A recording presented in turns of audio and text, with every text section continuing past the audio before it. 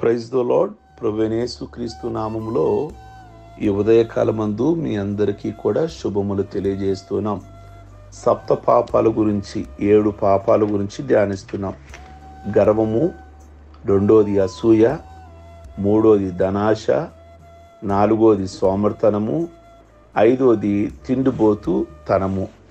ఏంటి పాస్టర్ గారు, ఇది కూడా పాపమేనా అంటారేమో. పాపము అంటే ఏదో అనుకున్నాం, కానీ తిండి తినటం కూడా పాపమేనా? తినవచ్చు. ఎంతవరకు తినాలో అంతవరకు తినాలి. అధిక మించితే పాపము అని బైబిల్ సెలవిస్తుంది. బైబిల్లో సామెతలు 23 అధ్యాయం 2వ నువ్వు తిండిబోతు అయిన ఎడల నీ గొంతుకు కత్తి పెట్టుకోవాలి అని ఉంది. అలాగే ద్వితీయోపదేశకాండము 21వ అధ్యాయంలో 20వ అనుకుంటా, అక్కడ ఏముంది అంటే, ఒకవేళ ఒక అతను బాగా తిండిబోతు అయ్యాడు అనుకోండి, ఆ ఊళ్ళో అతన్ని అందరూ కూడా రాళ్లతో కొట్టాలి అని ఉంది. లూకా సువార్త 21వ అధ్యాయము 34వ తిండి మత్తుతో మీ హృదయాలు మందముగా ఉండనివ్వకుడి అనే బైబిల్ మాట వ్రాయబడి ఉన్నది.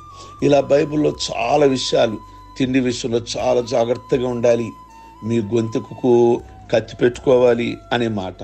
ఏశావు గురించి బైబిల్లో ఏముందో తెలుసా? పరిశుద్ధ గ్రంథంలో ఇస్సాకు పెద్ద కుమారుడైన ఏశావు కేవలం ఒక్క పూట కూటి కోసమట తన హక్కును అమ్మి వేసుకున్నాడట. అందుకే అటువంటి వ్యభిచారి మీలో ఉండునేమో, జాగ్రత్తగా చూసుకోండి అని హెబ్రీ 12వ అధ్యాయము 16వ ప్రియా దేవుని బిడలారా, కేవలం తిండి కోసం తన హక్కుని, తన ఆశీర్వాదాన్ని తను పోగొట్టుకున్నట్లుగా బైబిల్లో మనం చూస్తున్నాము. కనుక మనము ఎంత తినాలో, ఏ మోతాదులో తినాలో అంతకంటే ఎక్కువగా తిన్నామనుకోండి, మనలో ఎక్కడ లేనటువంటి బద్ధకము, ఎక్కడ లేని సోమర్తనం, ఆకలేస్తేనేమో పని చేయలేము అంటాం, కాస్త భోజనం ఎక్కువతేనేమో పని చేయలేము అంటాం, ప్రార్థించలేము అని అంటాం.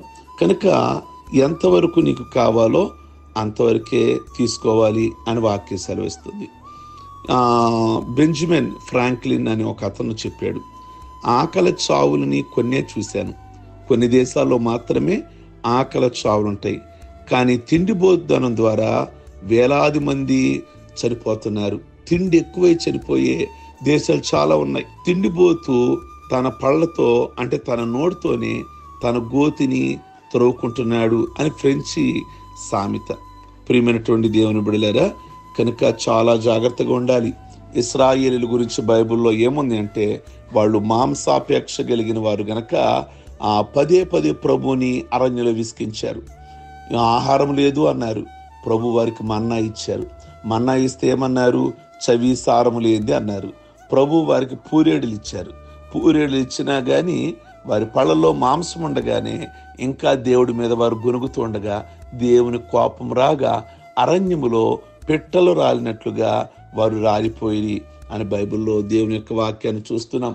అలాగే ఏలీ కుమారులు హోప్ని, ఫినెహాసు, నిజంగా వాళ్ళు ఎంతగా అంటే దేవునికి వాళ్ళు ఆనాడు బలి తీసుకొస్తే ఆ బలిని కూడా, ఆ బలి వస్తువులని, ఆ బలిని దేవుడికి చెందాల్సిన మాంసాన్ని వీళ్ళే తినివేసేవాళ్ళట. ఎంత భయంకరమైన విషయం. కనుక ఈ యొక్క ఉదయకాలమందు జ్ఞాపకం చేస్తున్నాను, మనకి ఎంత కావాలో అంత తినడము తప్పులేదు, కానీ ఇక అదే ధ్యాసగా ప్రార్థనకు దూరం అయిపోతాం. ఎక్కువగా వాక్యాన్ని చదువుకోలేము, దేవుని సన్నిధికి రాలేము, మన పనులు మనం చేసుకోలేము, మన ఉద్యోగం మనం చేసుకోలేము.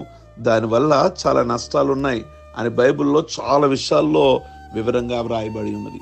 ఈ ఉదయకాలపు ప్రార్థనల్లో నేను ఏదైనా క్లుప్తంగా షార్ట్గా చెప్తున్నా.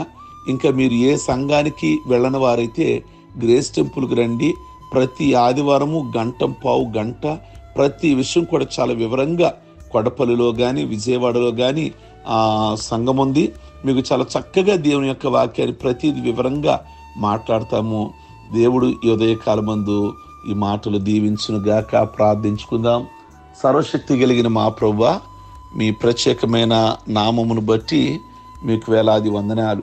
ఈ సప్త పాపాలు అనేవి మరి ప్రభువా కేవలము మమ్మల్ని ఆత్మీయ జీవితంలో పరలోక రాజ్యానికి అడ్డుగా ఉన్నాయి.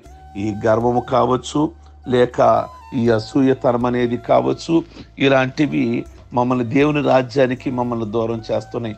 కనుక మాలో ఎక్కడైనా గర్వమున్నా, అసూయున్నా, ధనాశున్నా, సోమర్తనమున్నా, తిండిపోతనమున్నా మమ్మల్ని ప్రభువా వాటి నుండి విడుదల దయచేయమని ప్రార్థిస్తున్నాం. తినడానికి మేము పొట్టలేదు, జీవిస్తున్నాం గనక ఆహారం కావాలి గనక, మేమున్నాం గనక ఆహారం మా కోసం కానీ ఆహారం కోసం మేము పొట్టలేదని ప్రభువా మీ కొందనాలు. మీ వాక్యం సెలవిస్తుండగా ప్రభువా అన్నపానాలు తీసుకున్నప్పటికీ కూడా మీ మహిమార్థంగా తీసుకోమని మీ వాక్యం సెలవిస్తుంది. ఈ మాటలు మాకు దీవెనకరంగా ఆశీర్వదకరంగా ఉంచమని ప్రార్థిస్తూ ఈ దినపు ప్రయాణాలన్నీ కూడా వారిని దీవిస్తూ వారు ఏది తలపెట్టినా దీవెనకరంగా మార్చి, అలాగే చాలా మంది కోర్టు సమస్యలతో బాధపడుతున్నారు. కోర్టు సమస్యల నుంచి త్వరగా వారికి విడుదలిచ్చి వారి పక్షమున వ్యాజ్యమాడి వారికి మేలు చేయమని ప్రార్థన చేస్తున్నాం. ఈరోజు పెళ్లి రోజులు చేసుకుంటున్నారు, అలాగే పుట్టినరోజులు చేసుకుంటున్నారు, అలాగే రక్షణ పొందిన రోజులు చేసుకుంటున్నారు. వాళ్ళందరినీ బహుగా దీవించి బహుగా ఆస్వాదించి వారి దీర్ఘాయుష్వంతులుగా అయ్యి మీకు ఉపయోగపడే వారి గురించి ఘనత, మహిమ, ప్రభావాలు పొందమని యేసు పరిశుద్ధ నామములో అడుగుచున్నాం తండ్రి. ఆమేన్. God bless you. మీ అందరికీ ఉదయకాలమందు